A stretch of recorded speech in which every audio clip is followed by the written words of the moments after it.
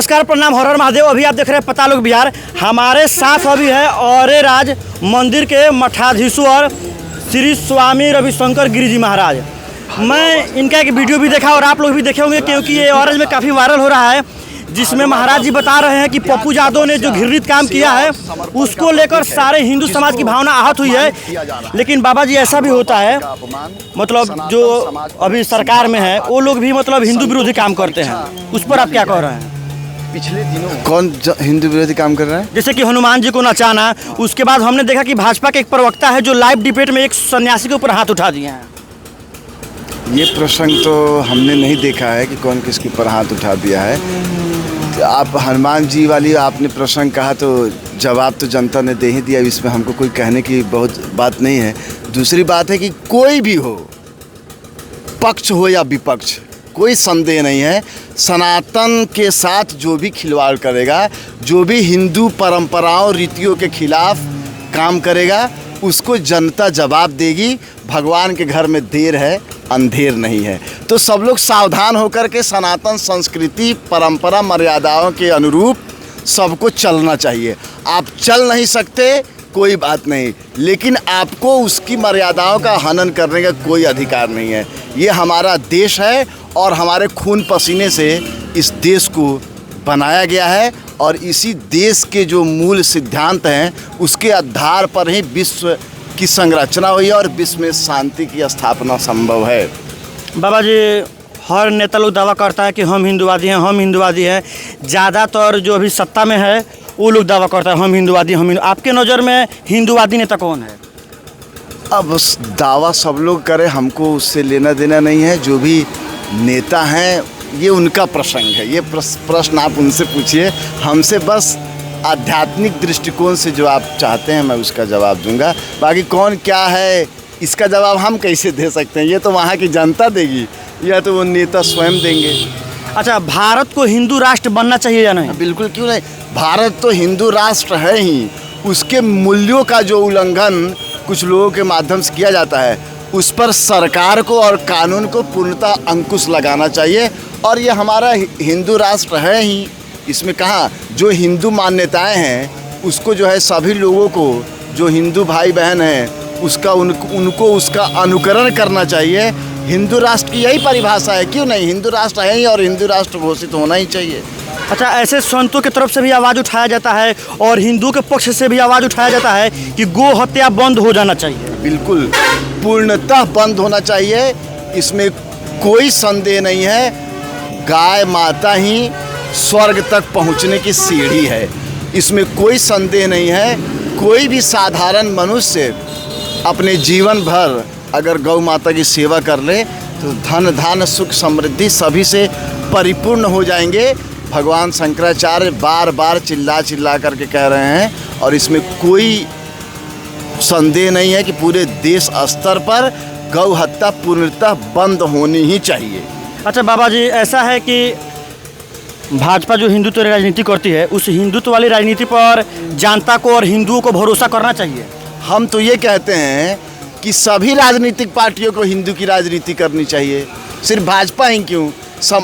ये विवाद ही समाप्त हो जाएगा। जो अन्य पार्टियां हैं उनको भी हिंदू हितों का ख्याल रखना चाहिए, क्योंकि देश में बहुसंख्यक भी हैं और ये हमारी जो भावना है, जो हमारी मान्यताएं हैं, वो सभी धर्म के लोगों के लिए सुख शांति समृद्धि में वृद्धि करने की चीज़ है। तो सभी धर्म के लोगों को इसको स्वीकार करना चाहिए।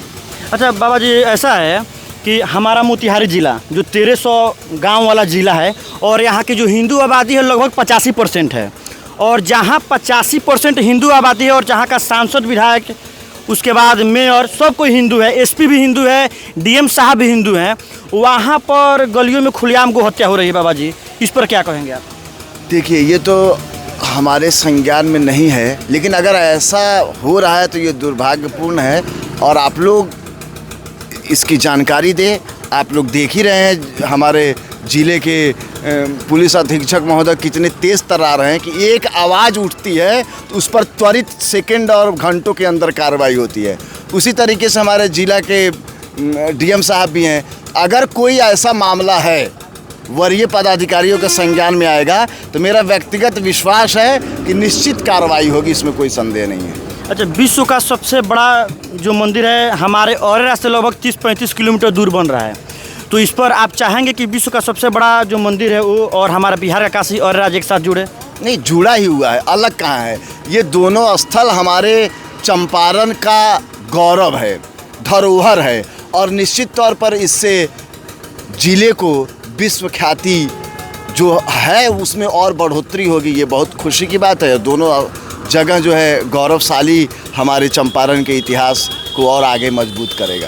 अच्छा बाबा जी, ऐसा होता है कि मंदिर में वीआईपी दर्शन होता है, ठीक है, जिसको कहा जाता है शीघ्र दर्शन कीजिए, और उस पर कुछ शुल्क रखा जाता है 200-250 रुपया।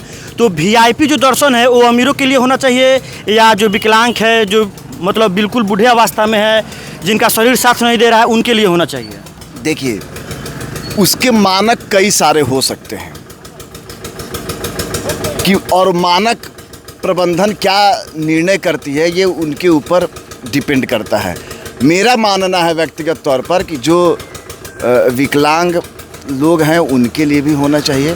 बहुत सारे ऐसे लोग हैं, चूँकि देखिए बहुत सारे फैक्टर्स पर ये डिपेंड करता है कहीं की विधि और व्यवस्था।